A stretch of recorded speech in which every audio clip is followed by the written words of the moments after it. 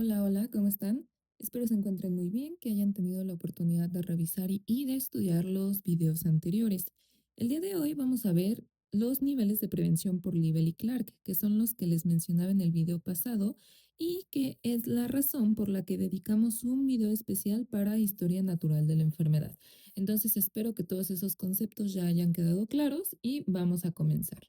Primero, ¿quién fue Libel y Clark?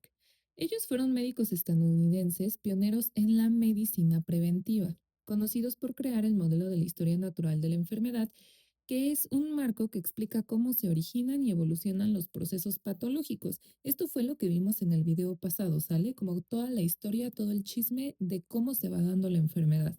Entonces, ellos son relevantes porque propusieron un modelo preventivo que se basa en la historia natural de la enfermedad, como ya mencionamos, y que propone tres niveles de prevención para evitar, detectar o limitar el daño que cualquier enfermedad o padecimiento puede causar. Entonces, este modelo va a ser fundamental en la salud pública, sobre todo aquí en México. México trata de tener un tipo de prevención primaria, pero ahorita vamos a ver si lo logra o si no lo logra. Entonces, vamos a hacer unas preguntitas, una dinámica, nada más para asegurarnos de que todos los conceptos del tema pasado, que es historia natural de la enfermedad, hayan quedado claros, ¿sale? Entonces, lo mismo, pausen el video en cada pregunta, lean bien, analicen las respuestas y después contesten.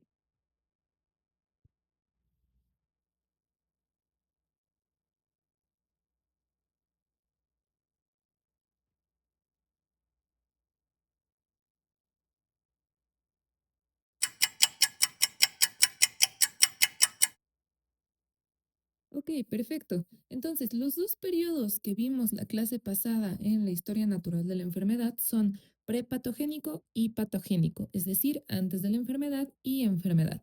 Entonces, habíamos quedado que el prepatogénico es cuando la gente, el huésped y el medio ambiente conviven. Entonces, la probabilidad de que nosotros enfermemos es muchísima mayor. Sin embargo, todavía nada nos está asegurando de que sí nos vamos a enfermar.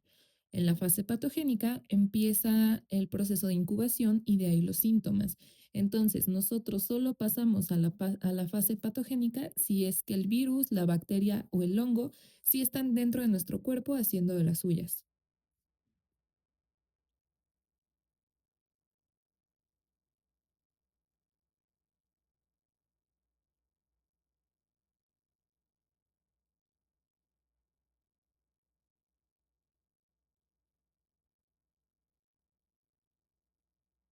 Ok, nos preguntan, la historia natural de la enfermedad inicia cuando la persona comienza a presentar síntomas. Esto es totalmente falso, porque la historia natural de la enfermedad inicia en mi periodo prepatogénico cuando lo que ya habíamos mencionado, agente, huésped y medio ambiente conviven. Yo no voy a presentar síntomas en esa fase. Incluso si sí me voy a enfermar, en la fase prepatogénica nunca hay sintomatología, ¿sale? La sintomatología empieza como tal en el periodo patogénico posterior al proceso de incubación.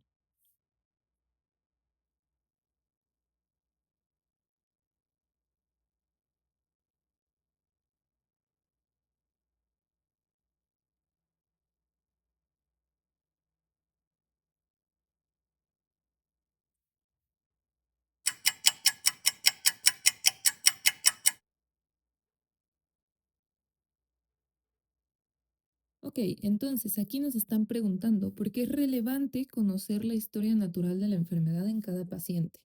Esto nos ayuda principalmente al modelo de epidemiología para nosotros detectar dónde es que se está dando el brote de cualquier enfermedad infecciosa.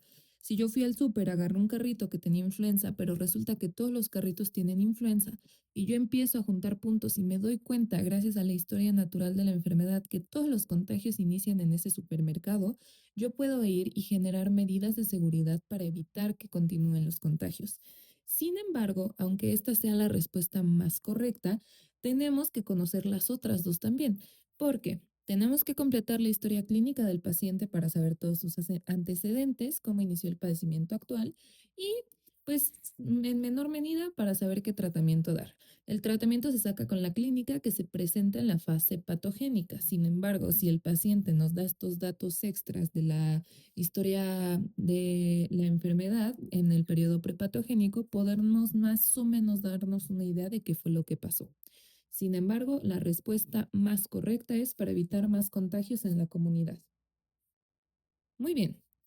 Entonces, ahora sí vámonos a ver los modelos de prevención propuestos por Liebel y Clark. Primero, tenemos la prevención primaria. La prevención primaria va a buscar evitar la aparición de enfermedades actuando en la fase prepatogénica. ¿Qué significa esto? Que yo voy a actuar, por ejemplo, en el supermercado antes de que las personas toquen esos carritos para evitar los contagios. Yo voy a actuar por medio de la promoción de salud, educando a las personas, diciéndoles cómo tener estilos de vida saludables. Hay una pregunta que sale en el examen que dice, ¿qué es una prevención primaria? Y literalmente la respuesta es entregar folletos diciendo cómo llevar estilos de vida saludables. Entonces, básicamente, la primaria busca prevenir, ¿sale? Busca evitar que nos enfermemos, busca evitar que progresemos a la fase patogénica. Esto también va a incluir medidas de protección específicas como vacunas, ¿sale? Ahorita yo estoy completamente sana. Si me vacuno contra la influenza, voy a seguir sana. Simplemente va a ser más difícil que yo me enferme de influenza, que yo pase a la fase patogénica. Ahora, en la secundaria, en la prevención secundaria, vamos a enfocarnos en la detección y tratamiento precoz durante las primeras etapas de la enfermedad. Esto incluye tamizajes como el Papa Nicolau, las mastografías y el manejo inicial de ciertos brotes o casos. Entonces, en la secundaria ya estamos detectando la enfermedad en la fase patogénica. Sin embargo, lo estamos detectando a superinicios para evitar que progrese más feo. Por ejemplo, cáncer de mama. Una mujer que ya tiene un nódulo mamario en la mama derecha va, se hace su mastografía y resulta que ese nódulo mamario apenas es de 3 milímetros. Entonces es resecable, no ha hecho metástasis y la verdad es que el pronóstico es muy bueno. Ahora, por ejemplo, si yo voy con personas que ya tienen diabetes, llega a su consulta un adulto mayor con malos hábitos alimenticios que se ha sentido mal estos últimos días. Ustedes analizan sus glucosas, su hemoglobina glicosilada y se dan cuenta que cumple con los criterios para tener diabetes. Sin embargo, su sintomatología y todos estos cambios bioquímicos en su sangre apenas iniciaron. Entonces, esta persona, como yo le estoy dando un manejo inicial precoz, va a tener menos complicaciones a la larga. A lo mejor puede iniciar un tratamiento con hipoglucemiantes orales, como la metformina, y se la puede llevar con metformina y cambios en los estilos de vida y esto me va a dar un muy buen pronóstico, ¿sale? A diferencia de si yo cacho a la diabetes en fases más avanzadas, a lo mejor con un pie diabético. Ahí ya no lo puedo tratar solo con metformina. Entonces, para recapitular, la prevención secundaria ocurre cuando ya empiezo a tener la enfermedad, pero la estoy detectando precozmente para darle un tratamiento oportuno, ¿sale? Ahora vámonos a la terciaria. La prevención terciaria aplica tras el diagnóstico, con el objetivo de reducir complicaciones y mejorar la calidad de vida. Entonces, va a comprender la rehabilitación, el manejo de enfermedades crónicas y la prevención de recaídas. Así que si yo tengo un paciente diabético que ya está muy avanzado, aquí en la prevención terciaria yo ya no le voy a dar metformina, no solo voy a cambiar sus estilos de vida como en la prevención secundaria. Para la diabetes, en la prevención terciaria es dar metformina, dar insulina, cambios en los estilos de vida, hacer ejercicio, cuidar que no tenga lesiones en los pies, revisar la vista para ver que no tenga retinopatía diabética, etcétera. La verdad es que en la terciaria es cuando ya cachamos a la enfermedad muy tarde y lo único que quiero hacer es evitar que el paciente tenga más complicaciones relacionadas, ¿ok? Ahora, si yo tuve un accidente automovilístico, la prevención terciaria y me rompí la pierna, ¿no? Entonces choqué, me rompí la pierna. La prevención terciaria empieza desde que yo voy a rehabilitación para poder recuperar la movilidad completa de mi pierna. ¿Sale? Ok, perfecto. Entonces, vámonos con nuestras preguntitas, ¿sale? La verdad es que este es un tema muy sencillo, muy básico, pero es muy importante que ustedes lo conozcan porque lo van a ver en el transcurso de toda su carrera. Esto es algo que nunca se deja de ver, ¿sale? Entonces, vamos a iniciar con las preguntas.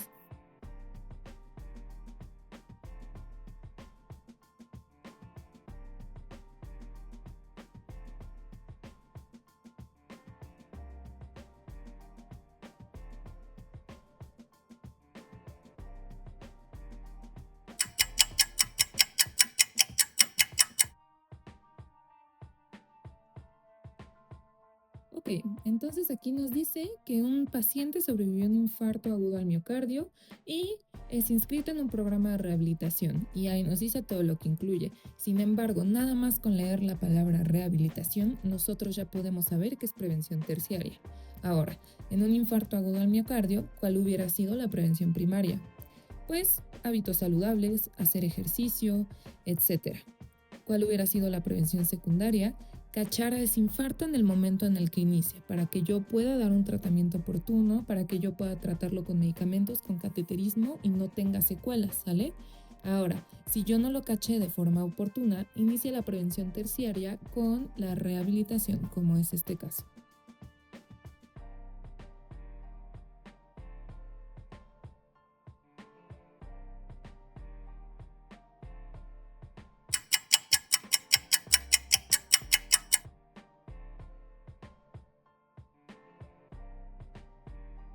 Ok, entonces, siempre que nosotros leamos tamizaje o leamos pruebas preventivas, vamos a estar hablando de prevención secundaria, porque aquí estamos tratando de cachar a la enfermedad en el momento en el que inicia, en fases tempranas, ¿ok?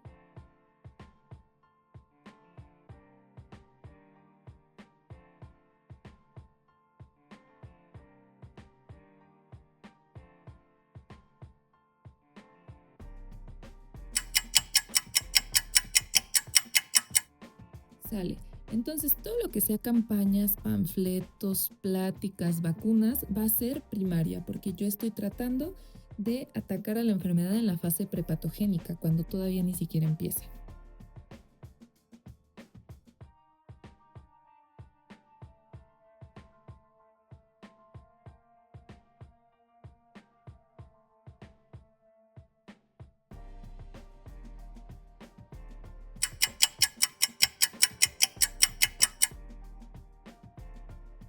Ok, entonces, si implementamos un programa para identificar casos asintomáticos de enfermedad renal, es porque ya estoy entrando en la fase patogénica, porque ya estoy encontrando enfermedad renal. Entonces sería secundaria, porque a pesar de que ya no logré atraparlo en la fase prepatogénica, pues estoy tratando de agarrarlo lo más temprano posible para dar tratamiento oportuno.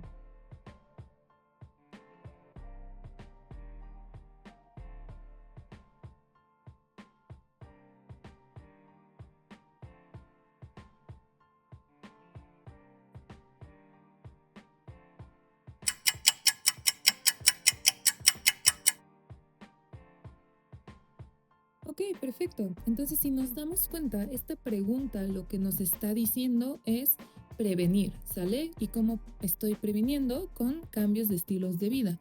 Esto es prevención primaria.